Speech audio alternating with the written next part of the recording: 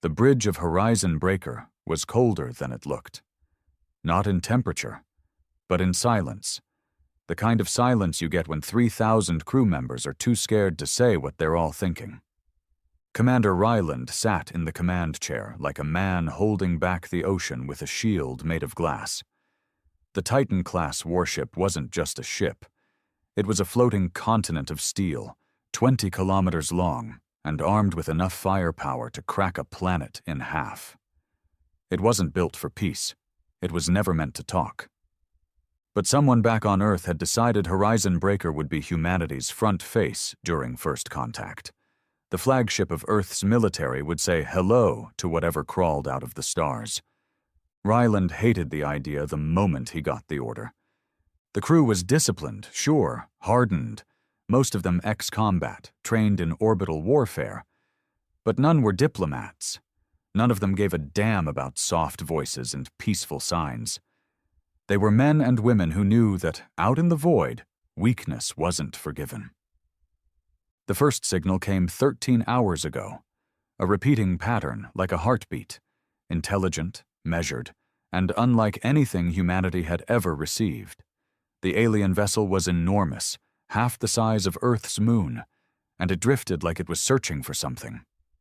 When they got close enough to scan it, the readings made even the AI stutter. The thing was alive, partly organic, and shaped like a sprawling sea creature made of glass and bone. 30 minutes until visual contact, Ensign Colt said, not even looking up from his console. His voice was deadpan, like he was reading off someone's death sentence. Ryland clenched his fist. Any change in their signal? Still transmitting that rhythm. No variation. No language overlay. No sign of weapons? Nothing. Yet.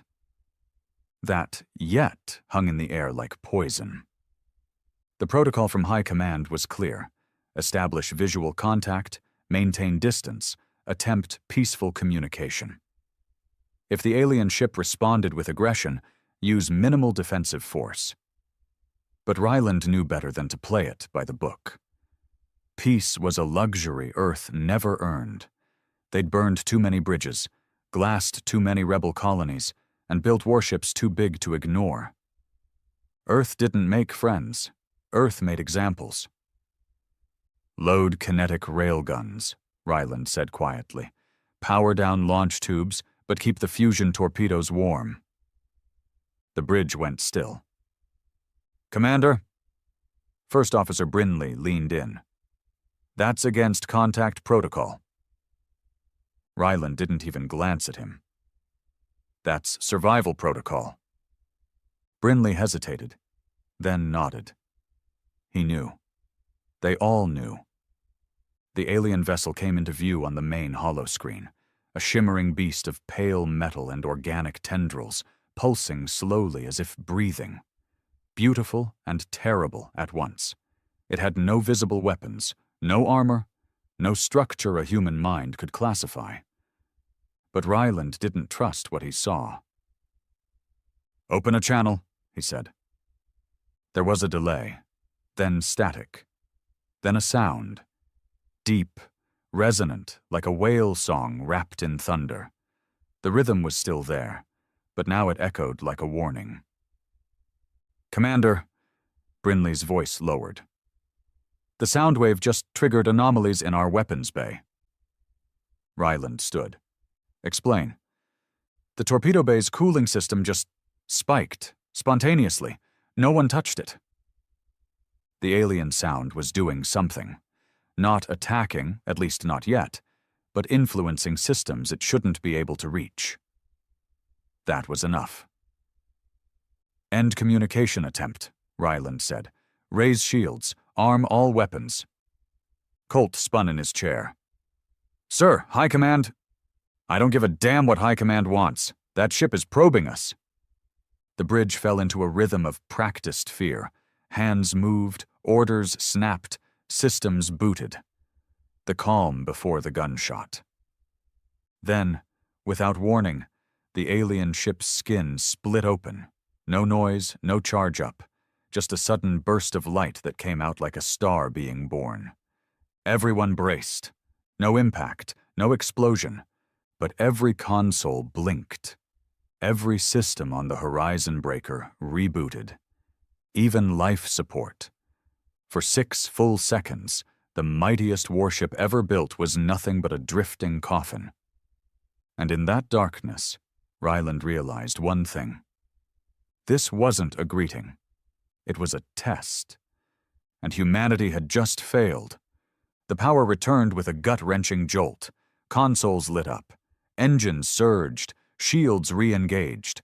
The sound of the ship breathing again, fans spinning, systems recalibrating, was almost worse than the silence. Ryland gritted his teeth as the flickering bridge screens came back online, data flooding in all at once. "Status report," he barked. "Engine stable," Colt called. "Life support nominal," added Medical Officer Vell. "No fatalities, but the neural systems blinked.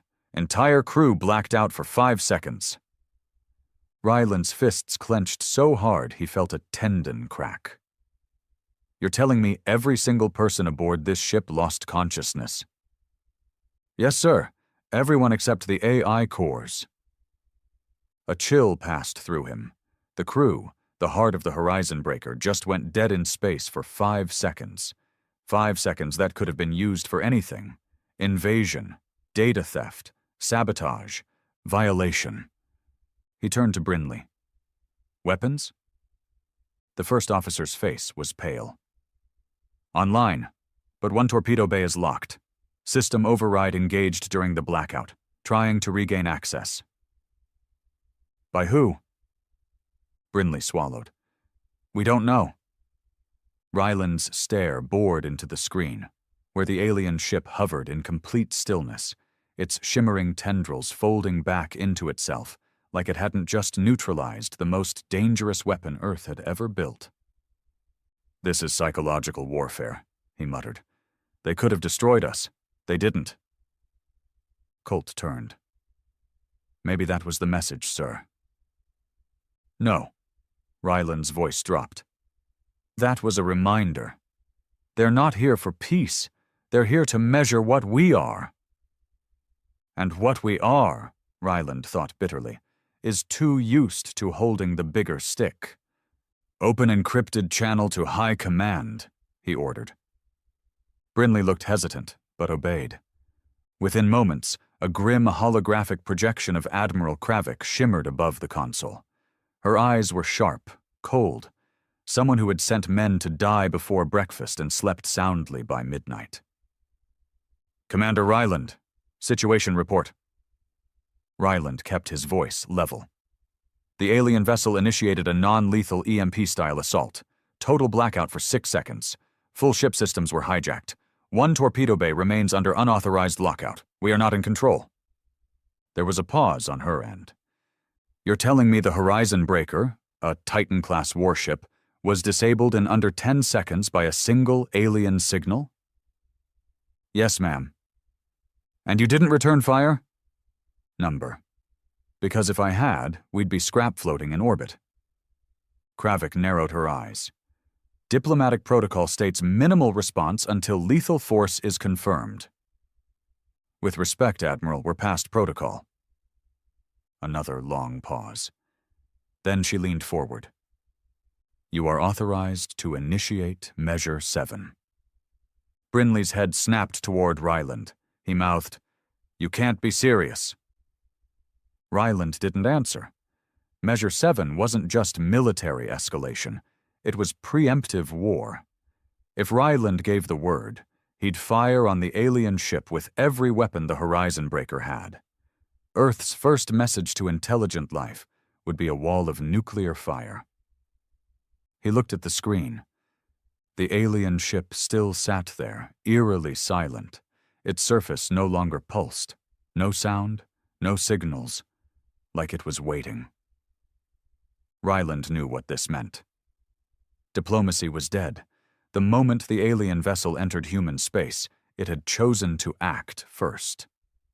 Neutralizing the Horizon Breaker was the alien equivalent of knocking on the door with a loaded gun.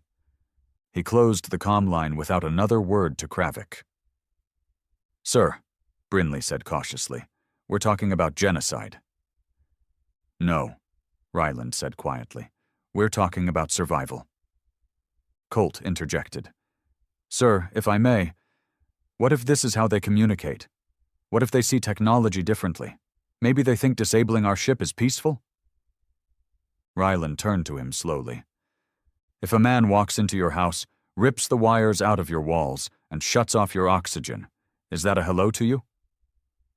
Colt looked away. "Load all railguns," Ryland said. "Prep nuclear payloads. Remove safeties."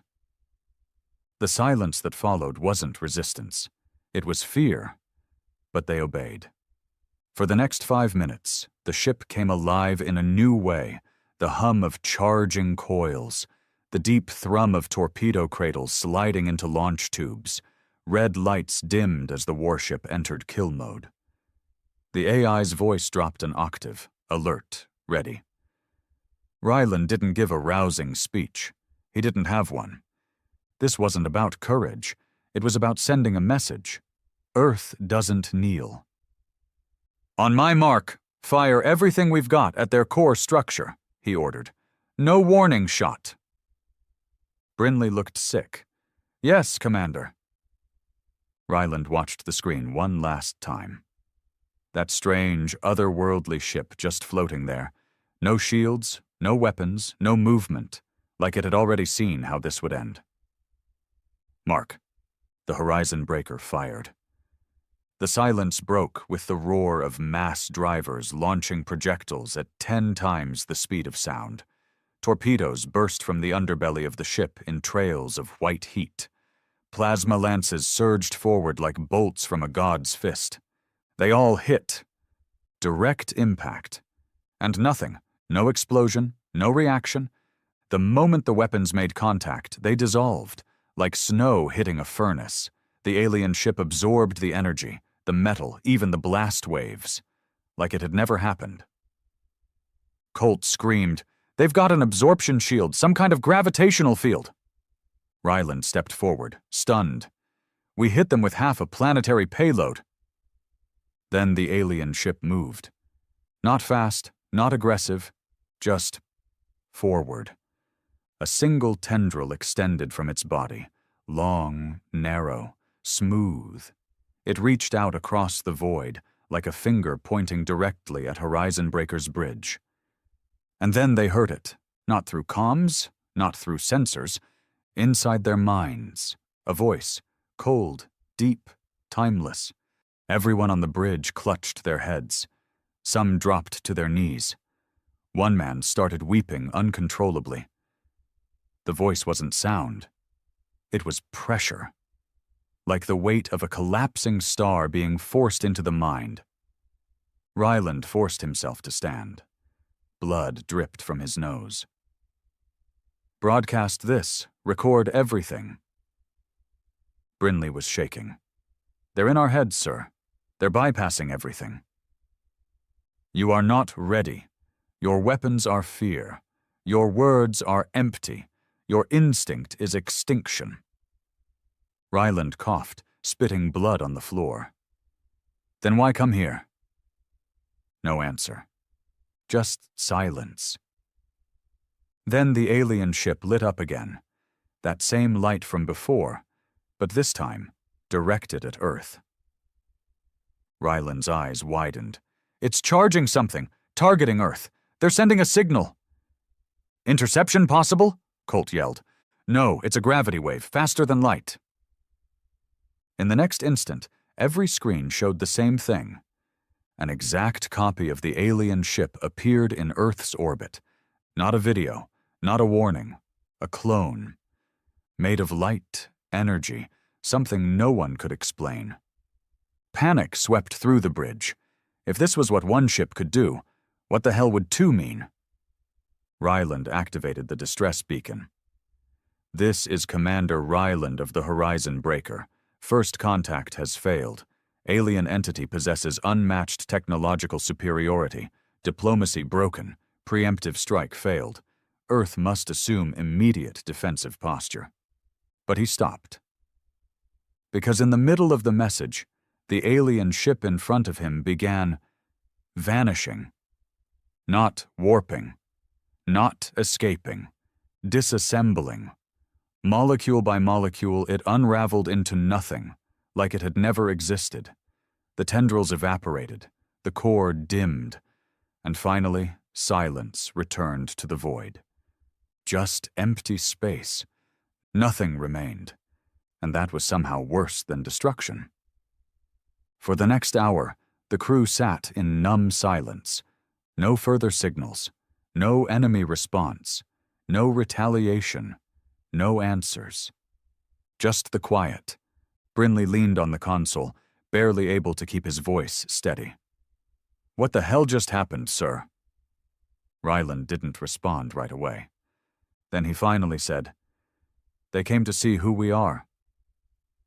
What we do when we're scared." Colt whispered, "And we showed them." Ryland nodded. "We showed them we're still animals with nukes." He walked across the bridge, blood still on his lips, and looked at the now empty stars. "We tried to speak through violence. They responded with restraint." "Or mockery," Brinley added bitterly. Ryland didn't disagree. "Maybe restraint is mockery when you're a god." No one had anything left to say. They were the most powerful ship humanity had ever built, and they had been nothing more than a footnote in an alien's clipboard. Later, Earth would review the logs. They'd call it a tragedy, a test, a misunderstanding. But Ryland knew the truth. The first encounter had nothing to do with diplomacy.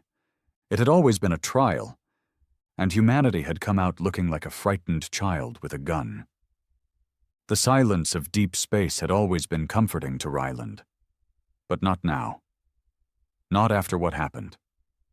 It wasn't the kind of quiet that brought peace.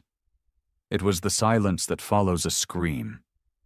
A long, haunting absence of sound after something irreversible has taken place. 3 days had passed since the alien vessel vanished. 3 days since the horizon breaker, humanity's pride, opened fire on an unprovoked visitor and got embarrassed in return. The damage wasn't physical. The ship was intact, the crew alive, but reputations, trust, command? Those were bleeding. Earth was furious, not outwardly, not yet. But the messages from high command weren't the same. No more direct orders, no more conversations, just sterile debriefs, cold instructions, and silence where once there was pride. Ryland sat in the war room alone, a place once filled with tactical chatter, now just cold screens and flickering monitors replaying the same thing. The failed strike, the vanishing ship, the psychic warning. His message hadn't even been allowed to reach the general public. The entire event was labeled classified anomaly. A bureaucratic way of saying we screwed up, and we're going to bury it deep.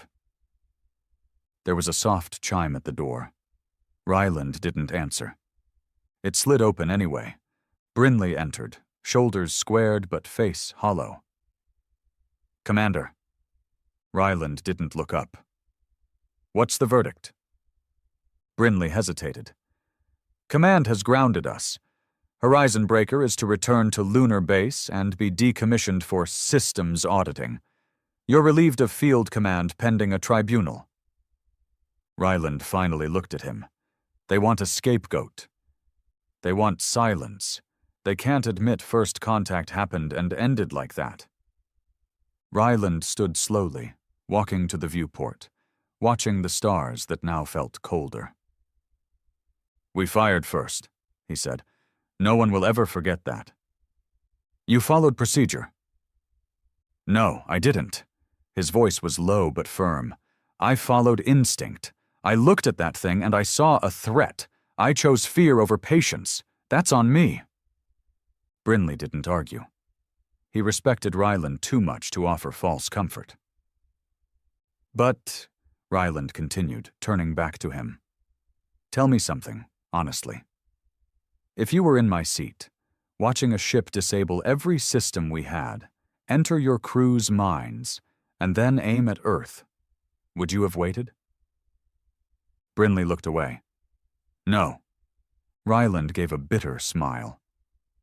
Then why do I feel like a goddamn criminal? Because Earth doesn't care what was reasonable. They care what looks bad. You just made humanity look small. They won't forgive you for that. The silence lingered between them. Then Brinley added, They're also sending up a recovery vessel. Crew swap, full systems audit. You'll be escorted off the ship in 12 hours. Ryland nodded. Understood. As Brinley turned to leave, Ryland stopped him. What about Earth? Brinley turned. What about it? That clone of the alien ship, the one they sent into orbit. Is it still there? Brinley exhaled slowly. Yeah, still floating. No movement, no signal. It just hovers. No explanation. Ryland's jaw clenched. Like a monument, a warning. Or a mirror. Ryland didn't respond. There was nothing left to say. The corridors of the Horizon Breaker were quieter than usual. No salutes, no casual jokes from engineers, no admiring glances at the massive fusion core that powered the Titan. Everyone walked like ghosts, waiting for the curtain to fall. Ryland wandered alone, passing the weapons bay where torpedoes once roared, past the medical ward where Vel still monitored brain scans for psychic anomalies, past the AI core, where the ship's synthetic mind had gone silent since the encounter, refusing to analyze the event logs. It was as if even the ship itself was ashamed. He reached the observation deck, the only place where glass still separated man from the stars. It was there he saw it. The alien vessel clone, hanging above Earth like a cold judge, casting no shadow but plenty of fear. He stared at it for a long time. He didn't know why. Maybe he was hoping it would move. Blink. Speak again. Offer a second chance. But it didn't. Just then, Colt appeared beside him, holding a data pad. Sir, there's something you should see. Ryland took it. If it's another tribunal schedule, I'm not interested. It's not that. It's the encrypted scans from the moment the alien ship vanished. We thought the signal ended, but something kept broadcasting. Ryland's brows furrowed as he read the data. What the hell is this? Colt pointed at a waveform. It's not a signal meant for us. It's a beacon. Low-frequency pulse, subspace. It's been transmitting since the moment the ship disappeared. Transmitting what? Colt hesitated. A location. Ryland's eyes narrowed. You're telling me that ship wasn't the only one? Colt nodded slowly. I think it was just the scout. The floor seemed to shift under Ryland's feet. And Earth's doing what about this? Nothing. They don't know. I've kept the data encrypted. I don't trust them to respond wisely. Ryland handed the pad back. Good, he muttered. Last thing we need is another idiot with a trigger finger. Colt looked at him for a long moment. What if they come back, sir? They will. And if Earth panics again? Ryland's jaw set. Then Earth dies. And maybe it deserves to. Colt swallowed hard. Ryland turned back to the window. We built this ship to be a symbol of power, but all we did was show them our weakness. They didn't fire, Colt said. They could have, but they didn't. No, Ryland said quietly. They didn't need to. They knew one thing we didn't. What's that? That fear is louder than 1,000 cannons. Later that evening, Ryland stood at the loading dock as a team of new officers boarded. Cold, clean uniforms, no eye contact. They moved past him like he was invisible. The escort officer approached him, a younger man, stiff posture. "Commander Ryland, you are officially relieved. Please surrender your command credentials." Ryland offered the wristband. "Take care of her." The officer didn't respond. He left without a word, carrying only a small duffel. As he walked through the transfer corridor into the recovery ship, he didn't look back. But Earth wasn't done with him. Not by a long shot. 3 days later, Ryland sat inside a sealed tribunal chamber back on lunar base. No jury. Just 3 monitors with faceless officials. No names. Just titles. "Commander Ryland, this is a formal inquiry into your actions during the first contact event," the voice said, flat and detached. "Do you understand the charges?" Ryland leaned forward. "You mean, do I understand what you're accusing me of because you're too afraid to admit we got outclassed by something we don't understand?" "Yeah. I understand just fine." There was silence. "You fired preemptively, Commander." "I fired to protect my crew and planet. That ship had already demonstrated control over our systems. You think waiting would have changed that?" "Earth's policy on alien contact was diplomatic engagement unless directly attacked." "Disabling my ship was an attack." "That's not how the Council sees it." "Then maybe the Council should sit on a dead warship in the middle of deep space and see how diplomatic they feel." Another pause. "The purpose of this tribunal is not to debate philosophy. It's to determine whether your actions endangered Earth." Ryland chuckled bitterly. "Endangered Earth? You think Earth wasn't in danger the moment that thing arrived?" No response. Ryland leaned in, voice lower now. "You're trying to make me the face of this because you're terrified of what comes next? You want to make the world believe this was a mistake made by one man, not a sign that we're not ready." "You are advised to watch your tone, Commander." He stood up. "You can strip my rank, burn my name from the books. Hell, launch me into a black hole if you want.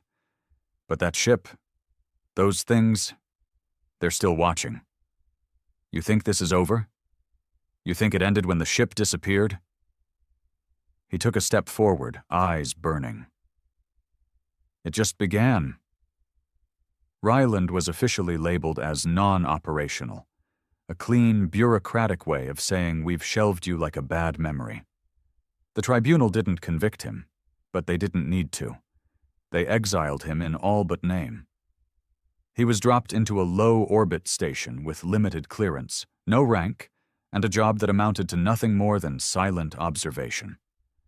They gave him a room, a basic security pass, and a view of Earth that mocked him every time he looked at it. He wasn't punished publicly because that would draw attention. He wasn't honored because that would mean admitting Earth provoked a superior intelligence. He was hidden. That's what they did to problems that scared them. But Ryland wasn't done, not even close. The days since his forced relocation blurred together, but the questions didn't stop screaming in his mind. The alien vessel had come to judge, not destroy. The copy floating in Earth's orbit hadn't moved, but it hadn't left either. Every hour it remained was another pound of pressure on Earth's already thin-skinned politics. And now something new had crept in. Paranoia. It started with quiet reports leaked to civilian analysts, faint anomalies near the outer rim of the solar system. Then, rumors that unmanned probes had stopped sending telemetry. Then whispers that one of Mars's orbital satellites had picked up a distortion, something massive passing behind the red planet's shadow without registering on radar. And still, Earth's leadership did nothing, except dig deeper into denial. But Ryland was already 3 moves ahead. He hadn't left the Horizon Breaker without contingency. Colt had slipped him an encrypted data shard, filled with black box readings, logs scrubbed by the AI, and an unauthorized beacon that had gone unnoticed by everyone. Except him. At 0300 hours, in his dimly lit quarters, Ryland stood over the projector screen, shirt half unbuttoned, jaw clenched, sleep-deprived eyes locked on waveforms that pulsed like a heartbeat. Their heartbeat. The same signal that had been broadcasting from the alien vessel since it disappeared. Colt was right. It wasn't just a farewell. It was a call. And someone had answered. He tapped into a backdoor frequency Colt embedded in the transmission stream, rerouted it through the station's passive comm array, and isolated the feedback. That's when he saw it. A return ping. Faint. Distant. But there. Another signal from beyond Neptune's orbit, responding to the beacon like a whisper between titans. Not just one ship. Multiple. Approaching. Ryland staggered back from the console. They were coming back. The next morning, Ryland walked through the security wing like a man with purpose, his old posture creeping back into his steps. He reached the command desk, where low-level officers in gray uniforms monitored debris and asteroid fields. He handed his tablet to the nearest one, a clean-shaven man named Korik.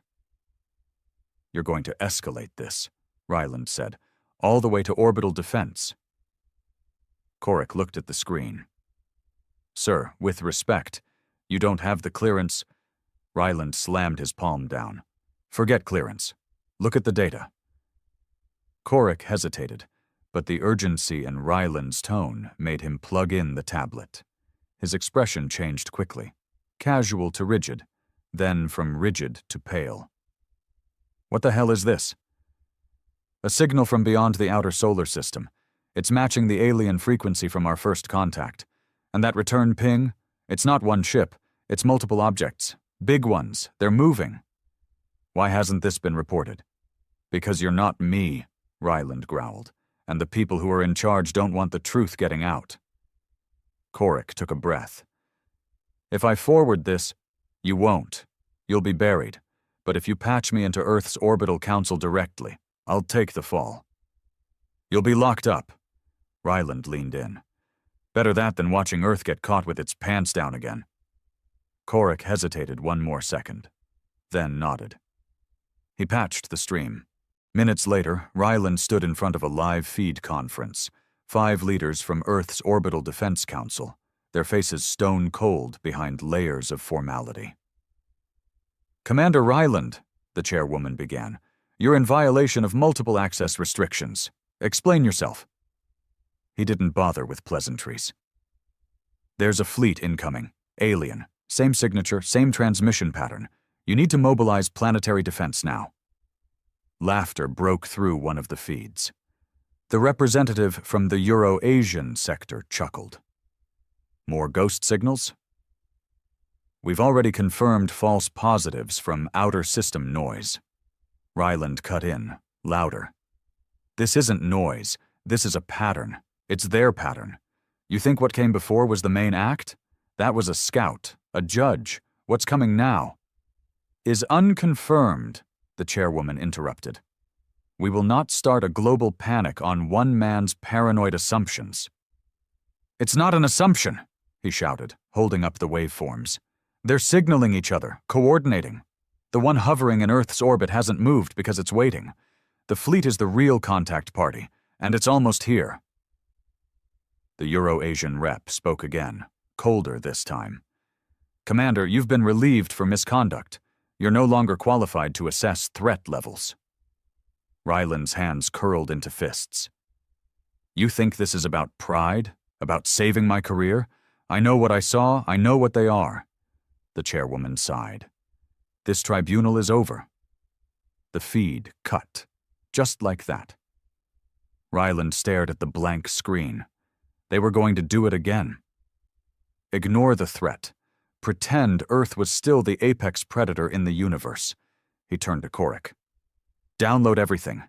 Send it to every private observatory, every rogue scientist, every journalist with a spine.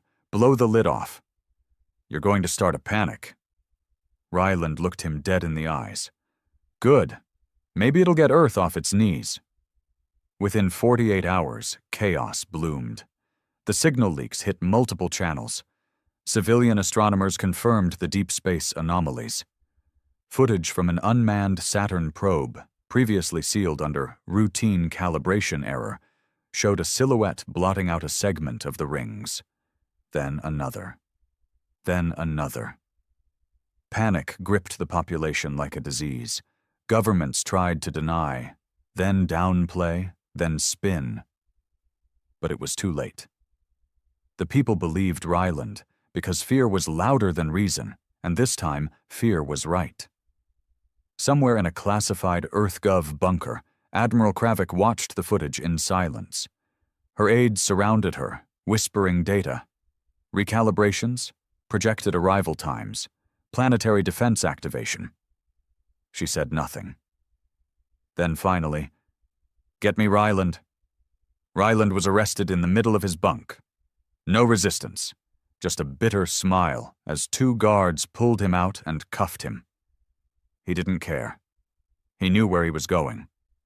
When the door to the briefing chamber opened and Kravik stood there in her full admiral's coat, arms folded, eyes as sharp as ever, he didn't salute. "Admiral?" She stared at him a moment. "You look worse than I expected." "You look exactly the same." She gestured toward a chair. He didn't sit. "So," he said, "you're here to apologize, or to bury me deeper?" Kravik ignored the jab. "How many ships?" 17, maybe more. Still cloaked or hiding behind gravity fields. The lead formation will reach Saturn's orbit in under a week." She nodded. "Weapons?" "Same as before. Unknown. Doesn't matter. They don't need guns. They can shut us down with a pulse." "And intentions?" Ryland laughed bitterly. "You tell me. We fired first. We panicked first. We proved ourselves unworthy before they even introduced themselves." Kravik didn't flinch. "That may be true, but if they're coming for war—" "They're not coming for war," he interrupted. "They're coming to judge. The first one saw our response. Now the fleet comes to see if we've learned anything. And if we haven't, then they'll wipe us out." The war room felt different this time. Not because the walls had changed, but because the fear had. Before, fear was uncertainty, the fear of the unknown. Now it was a countdown. Ryland stood at the center table, unshackled now, surrounded by a fresh wave of faces. Military strategists, planetary defense leaders, corporate security magnates, and a few pale-faced representatives from what remained of Earth's Leadership Council. Admiral Kravik was the only familiar one. She hadn't said much since pulling Ryland back into the fold, but her presence at his side said enough. She'd chosen him. And now they all had to live with that. On the main holo projection, 17 alien ships hovered in formation beyond Saturn's orbit. Some as small as fighter drones, others larger than city grids. They glided through space like leviathans made of glass and lightning, silent but undeniable. Each passing hour brought them closer. Every attempt at communication had failed. Not because the aliens didn't respond, but because the aliens didn't need to. They already knew who they were dealing with. Ryland broke the silence. "Any word from the Sentinel?" Colt, patched in from a lower orbit command station, responded through the audio uplink. "Still in orbit. Zero movement, zero activity, but its signal has intensified, like it's syncing with the approaching fleet." "It's a beacon," Ryland muttered. "It's preparing Earth for something." One of the counselors, a narrow-shouldered man with politician skin and no soul behind his eyes, spoke up. "Are we sure these things aren't positioning for a planetary takeover?" Ryland didn't hide his disdain. "If they wanted to take us, they would have. They're not preparing to kill us. They're preparing to judge us, again." The man scoffed. "Forgive me if I don't want to wait for interstellar gods to decide whether we live or die like insects." Ryland turned, stepping closer. "Then maybe you shouldn't have built a civilization that fires before it listens." The room fell quiet. Admiral Kravich cut through it. What Ryland is trying to say, Counselor, is that these beings aren't playing by our rules. If we treat them like another enemy, we lose. If we treat them like saviors, we're fools. Another general, a hard-faced man named Dorn, folded his arms. Then what's the play? Ryland looked back at the display. The play, he said slowly, is not defense, not attack, not silence. Then what? Ryland looked him dead in the eyes. We show them something they haven't seen yet from us. Humility. Someone in the back laughed bitterly. Earth's not good at that. No, Ryland said, but it better learn fast.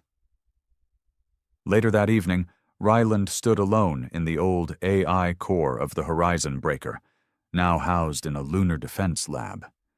It had been disconnected from the ship but still functioned, its glowing sphere dim, as if reluctant to speak after what had happened. Still sulking? Ryland asked. The AI's voice was lower than before, tired almost. I processed 4.2 trillion variables since the encounter. I still cannot rationalize what they are. They don't fit your equations. They don't fit anything. Ryland walked around the core slowly. Do you think they're testing us? Yes. What's the test? Intent, response, pattern, capacity for change. Your species is built on reaction, not reflection. The first contact was your crucible. You failed. Ryland chuckled dryly. Thanks for the vote of confidence. I do not judge. I report. Well, start reporting this, he said. Tell me if you detect any planetary anomalies, sociological, digital, anything strange happening on Earth in the last 36 hours? Yes, there has been a spike in encrypted chatter across the dark comm network. Human? Yes, originating from EarthGov's internal servers, redirected through corporate satellites, heavily encoded. Ryland narrowed his eyes. Can you decrypt it? Not without tripping alarms. He paced. Something was wrong. Earth's top defense was focused on the incoming fleet, and someone was using that blind spot to hide something. He had a bad feeling, the kind that clung to the gut like cold oil. Map it, he said. Give me every origin point. Now. The AI obeyed. A hologram appeared, littered with red dots, signals bouncing between data centers, satellites, corporate nodes, and one name kept flashing. Project Inheritance. Ryland's heart skipped. He tapped his wrist. Get me Colt, secure line. Colt answered within seconds. Ryland? Where are you right now? EarthGov Observatory, Quadrant 9. Can you access the Project Inheritance archives? There was a long pause. How do you know about that? Colt, Ryland growled. Don't make me repeat myself. Give me 5 minutes. Those 5 minutes felt longer than the 3 days he spent in exile. Colt's voice came back strained, whispering like he was being listened to. I found it. But, Ryland, this isn't a defense program. It's not military. Then what is it? Colt hesitated. It's selection criteria. Selection for what? Survival. Ryland felt the blood leave his face. Say that again. There's a subcommittee in EarthGov, tied to corporate syndicates and old-world financiers. They've created a list of essential humans, individuals deemed genetically optimal, psychologically stable, intellectually beneficial. They're building an ark. Colt nodded. Yeah. The moment they confirmed the alien fleet, the Project Inheritance Protocol activated. High-ranking officials and selected civilians will be relocated to underground shelters. The rest of Earth is left to its natural course. Jesus Christ! Ryland stepped back, breathing hard. They've given up. Number, they've just decided who gets to survive. He stormed into the EarthGov compound an hour later, dragging the full decrypted data feed behind him on a quantum drive. The guards didn't stop him. The eyes of everyone in the corridor followed him like ghosts watching a man about to break. He burst into the war room. Kravik stood at the head of the table. "You knew," Ryland said. Her face didn't change. "Knew what?" He slammed the drive down. "Inheritance, the list, the private shelters, the backdoor exit while the rest of humanity burns." The room went cold. Kravik finally spoke. "It's a contingency. It's cowardice." "No," she snapped. "It's realism. We are not guaranteed survival. We are not guaranteed mercy. If the worst happens, if we're wiped out, Earth must preserve a future." Ryland stared at her like he didn't recognize her anymore. "You don't get to decide who's worthy of survival. Not after what we did. The aliens may decide none of us are worthy." Ryland leaned closer. "Then maybe we should earn that damn judgment instead of hiding underground like insects." Kravik's expression hardened. "You think bravery will save us?" "I think honesty might." The room was silent. Then Ryland turned to the council. "Tell them the truth," he said. "Tell Earth what's coming. No more secrets. No more curated broadcasts. No more silencing people like me. Give humanity the truth and let it decide how it wants to be remembered." The councilors exchanged uneasy looks. Kravik stepped forward. "Do that, and we risk panic." "Do nothing," Ryland growled, "and we guarantee extinction." Hours later, Earth changed, not through destruction, but through revelation. Ryland stood in the old transmission tower, watching as broadcast networks across every continent interrupted their programming. A live feed began. Not a politician. Not a filtered press secretary. Ryland's face. He looked directly into the camera, raw, unshaved, bloodshot eyes burning with fire. "My name is Ryland," he began, "and you've been lied to."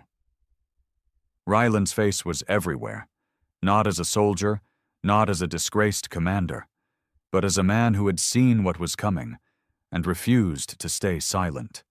His broadcast had ripped through the planet like wildfire, bypassing state firewalls, hijacking corporate satellites, bleeding across news feeds, home terminals, street screens in slums, underground networks, bunkers, schools, corporate towers. He didn't scream. He didn't rant. He spoke with the weight of a man who'd accepted the worst and still found the guts to face it. "They are coming, and not to invade, not to steal resources or conquer land. They're coming to judge who we are. And most of you haven't even been told." He exposed Project Inheritance, named the corporations funding it, named the officials planning to disappear underground while the rest of humanity took the blast head on. And then he told the people, "You have the right to decide what face we show them.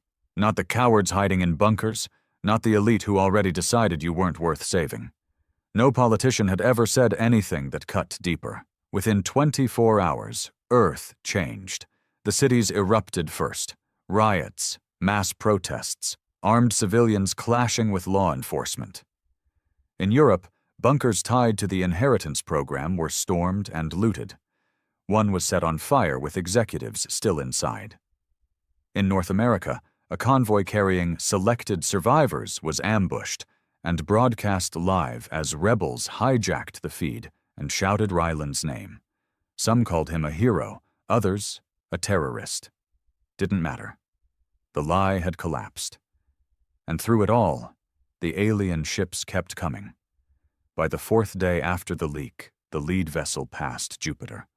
The copy that had been hovering in Earth's orbit finally moved, slowly, deliberately, turning to face the planet below as though its gaze had finally found reason to focus.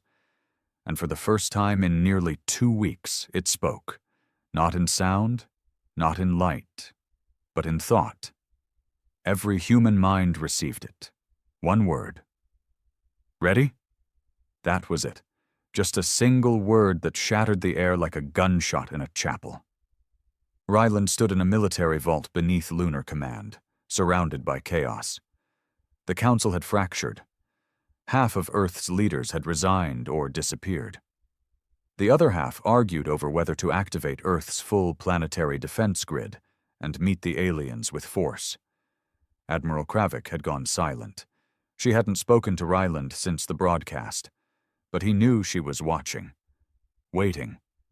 The war room had turned into a circus. Every voice shouted over the others. Philosophers argued with generals. Scientists argued with survivalists. The alien fleet was now between Mars and Earth, close enough for telescopes to pick out hull textures. No weapons were visible. But that didn't make anyone feel safer.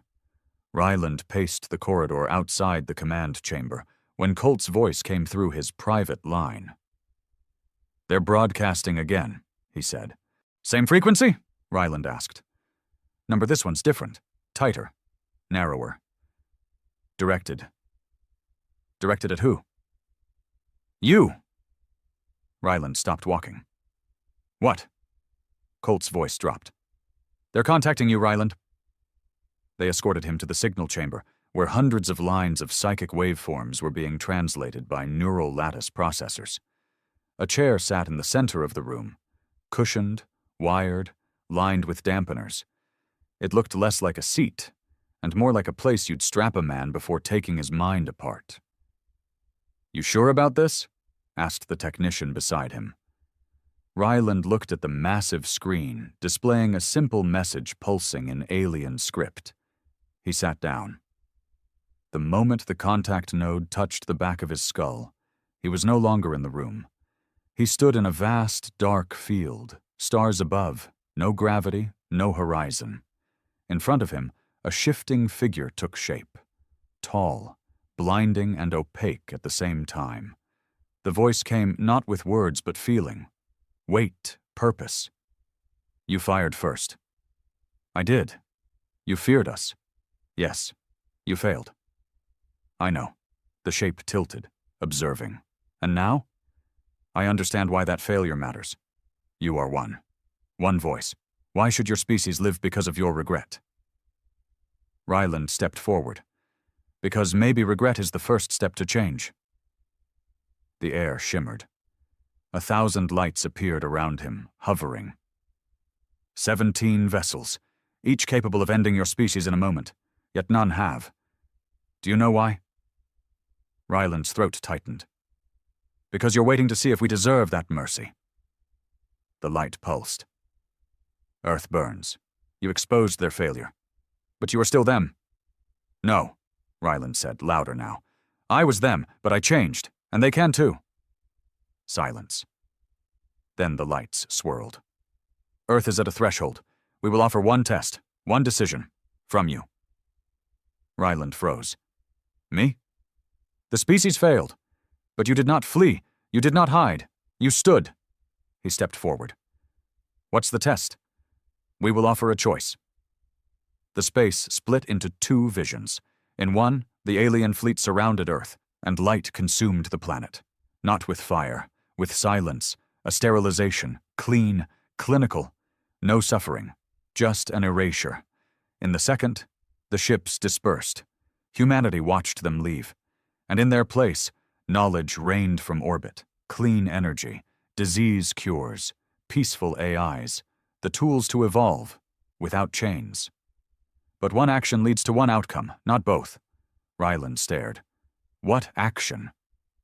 The vision zoomed into Earth, a single tower, Inheritance Central Command.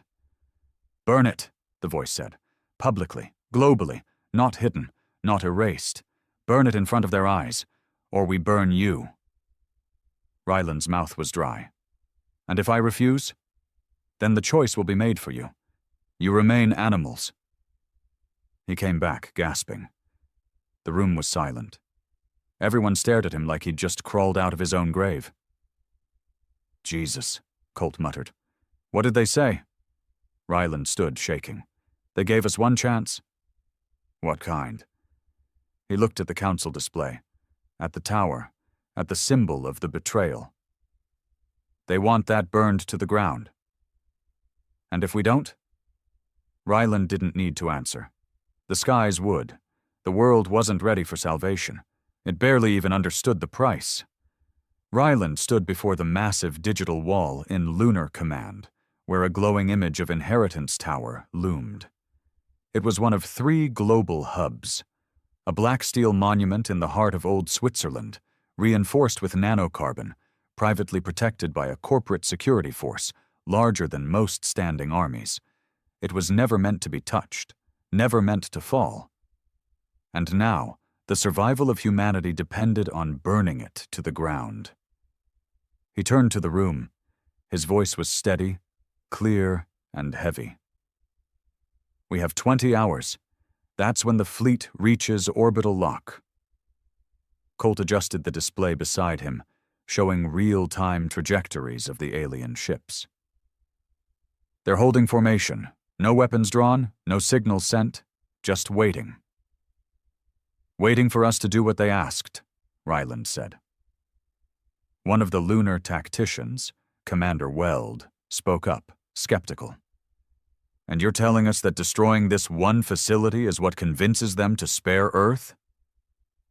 I'm telling you that's what they demanded, Ryland answered. They want to see if we're capable of owning up to our failure, if we can face what we've built and decide to burn it ourselves. Weld folded his arms. You really expect Inheritance to just let you walk in and light it up? No, Ryland said. That's why we take it by force. The room went silent. Admiral Kravik finally stepped forward from the edge of the shadows. She hadn't spoken to Ryland since his psychic contact with the alien presence. But now, she looked at him differently. Less like a subordinate, more like a man she couldn't afford to doubt. You're asking us to start a war with Earth's most powerful private military complex, she said. I'm not asking, Ryland replied. I'm going, with or without authorization. Kravik gave him a long, silent stare. Then she turned to her officers. What assets can we deploy without alerting Global Command? Within an hour, the team was assembled. 12 men and women, all combat veterans, all loyal to Ryland after his broadcast changed the course of human history. They had one goal: breach Inheritance Tower, override the failsafe, and ignite the public destruction sequence. There would be no rescue, no backup, no turning back. The transport ship tore through the atmosphere just after midnight, undetected thanks to a blackout cloaking array provided by a rogue faction in Earth's resistance movement. Ryland sat in the front of the bay, weapon strapped to his chest, helmet at his side. Colt sat across from him, face pale but determined. You ever breach a private army compound before? He asked. Ryland smirked. Once, on Venus. Didn't end well. Still confident? No, Ryland said, but it's not about winning anymore. It's about proving. Colt nodded. They're gonna fight us hard. Good, Ryland said. Let the aliens see how hard we'll fight our own monsters. They hit ground 2 kilometers from the tower and moved fast through the snow-covered forest trails. Drone scouts hovered above them, jamming radar feeds, while electromagnetic suppressors disabled surveillance grids. By the time they reached the outer perimeter of Inheritance, the sun was just beginning to rise, casting the black obelisk of the tower in blood-red light. It looked untouchable, unshakable, like an iron judgment hanging over a dying world. Then Ryland raised his hand. Breach! The first explosion blew through the outer fence. Pulse rifles opened fire. Smoke grenades blanketed the lower tiers. Alarms screamed from the tower's base. Private guards in black body armor swarmed from security gates with plasma cannons and anti-armor rigs. The air lit up with energy bolts and tracer rounds. Ryland moved like a man possessed, diving between cover, barking orders, dropping enemies with tight bursts from his rifle. He kicked a side door open and led his team into the main operations wing. Brinley, status! He shouted into comms. Brinley, manning satellite support from orbit, replied, Security has initiated lockdown protocols. You'll have 20 minutes before automated drones swarm your position. Copy. We'll be done by then. They stormed through the interior. Marble floors cracked beneath their boots. Gold-laced columns splintered from gunfire. Men who had signed their names to humanity's extinction bled on the stairs of their fortress. At the core of the tower, they reached the vault. The vault that stored Inheritance's selection protocol, the database containing every name chosen for survival, every biometric scan, every exclusion file. Colt began hacking. Ryland stood guard. 5 minutes, Colt said. I can override the security shell, but the failsafe ignition needs manual confirmation from the command seat. Ryland stared through the glass window at the circular chamber beyond. The command seat was empty. Then a voice echoed through the speakers. I was wondering how long it would take for you to show up. Ryland turned sharply. From the hallway beyond, Saren Wells stepped forward. CEO of EOS Corp, architect of the Inheritance Initiative, and one of the most powerful men on Earth. Unarmed, but smiling. I suppose this is your Messiah moment, Saren said. Come to destroy the old world and save the souls of mankind? Ryland aimed his rifle. Step back. But Saren didn't move. You think this is heroism, but all I see is a frightened animal clawing at the cage it made for itself. You built the cage, Ryland spat. I built a future, Saren replied. One Earth might have survived. And now, you're about to light a fire in the middle of chaos and call it redemption. They gave us a choice. They? Saren laughed. You mean the gods that sat silent for millennia and now want to judge us? Screw that. I don't answer to aliens. Then you'll burn with your tower, Ryland said. Saren's eyes hardened. You think the aliens care about justice? They want obedience. They want to see us kneel, and you're giving them everything they want. No, Ryland said quietly. I'm giving them honesty, something this tower was never built for. He stepped past Saren, entered the command chamber, and sat. The interface came to life. Ignition protocol initiated. Confirm global broadcast destruction.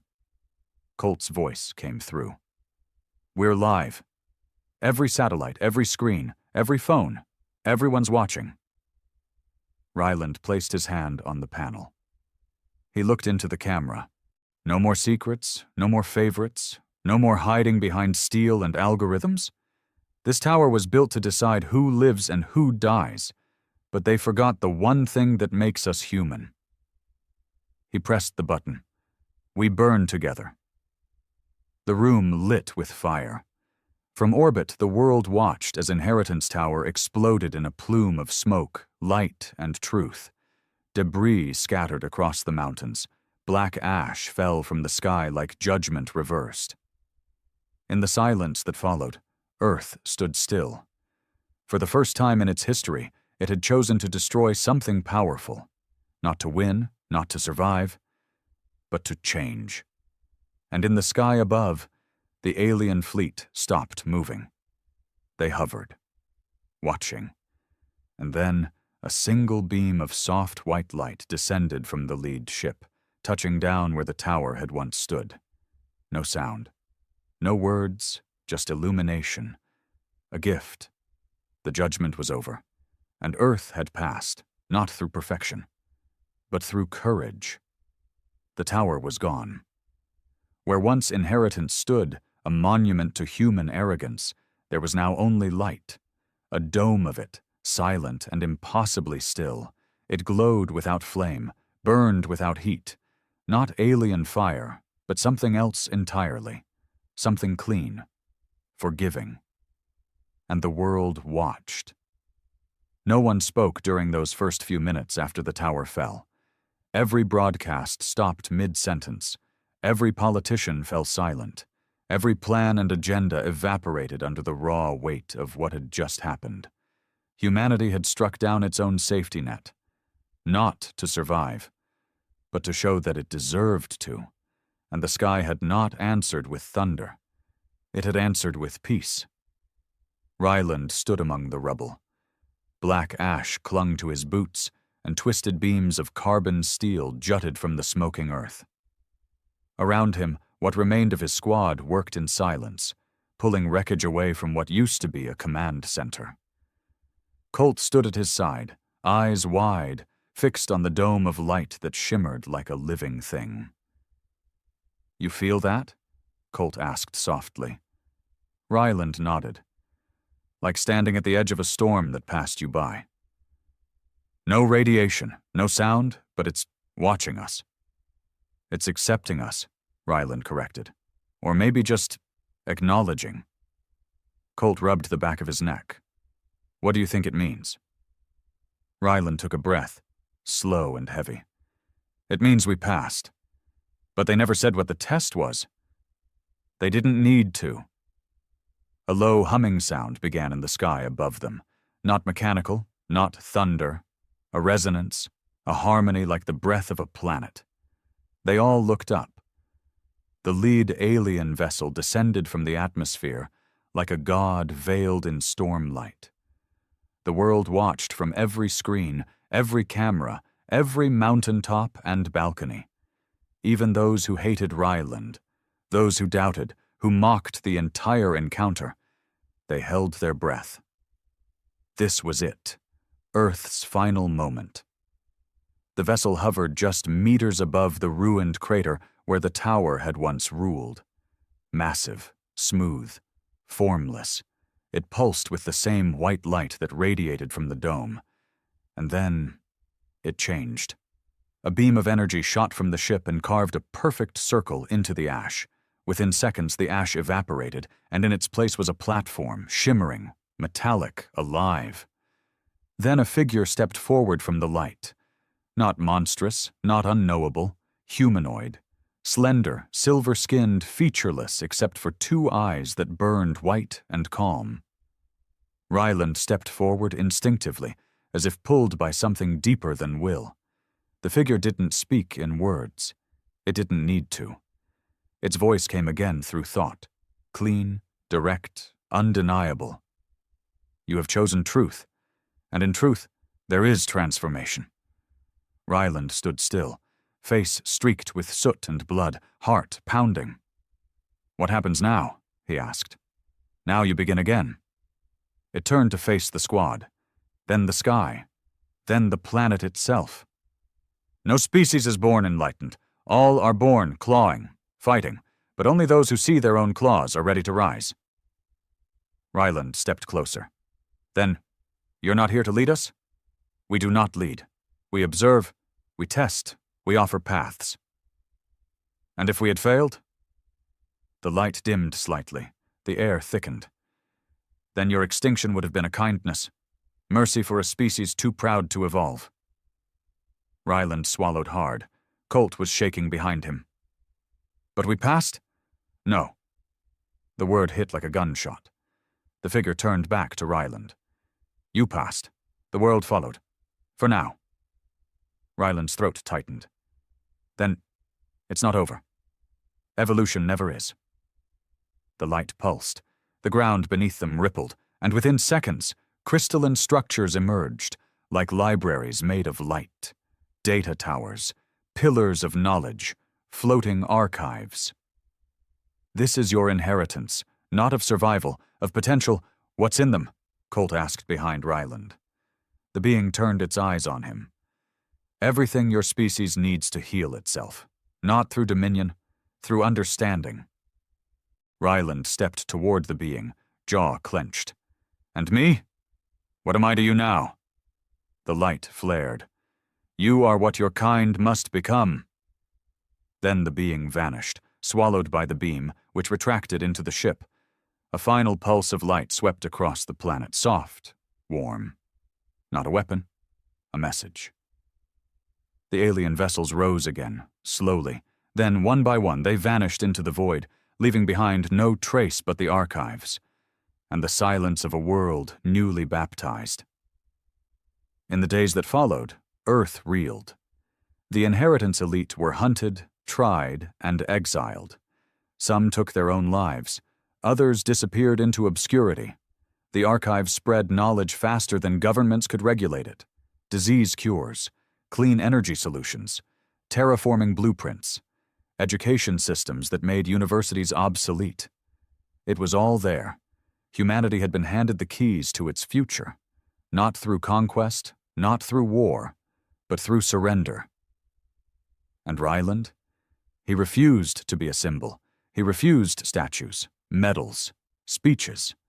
He returned to the same low-orbit station where he'd once been buried and made it his home. Quiet, isolated, watching. One morning Kravik visited.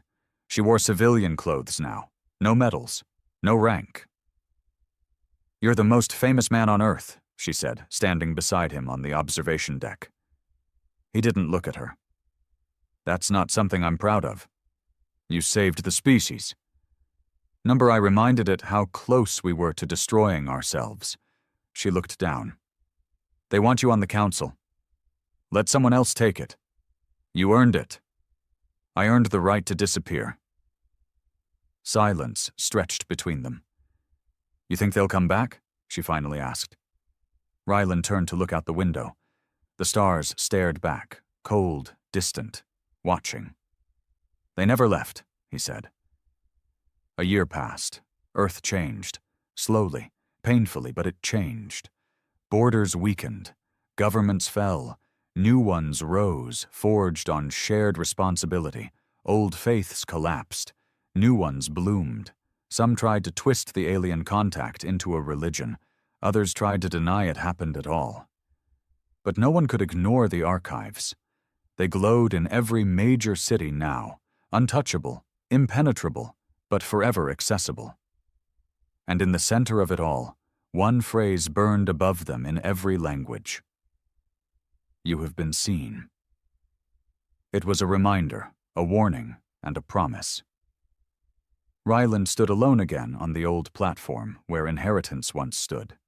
The wind was colder now, cleaner. Colt had gone to Mars, helping with the new colonies. Brinley had started a school. Kravik had disappeared into the diplomatic arm of the new planetary council. But Ryland stayed here. Not because he wanted to, because he had to. The sky cracked with thunder, and for a brief moment he thought he saw a glimmer. Something unnatural, shifting between dimensions above the cloud line. He smiled faintly. "Still watching?" he whispered. No answer came. Only the wind, but that was enough. Because sometimes just being watched was all it took to make you act like someone worth watching. And for the first time in human history, Earth finally understood that.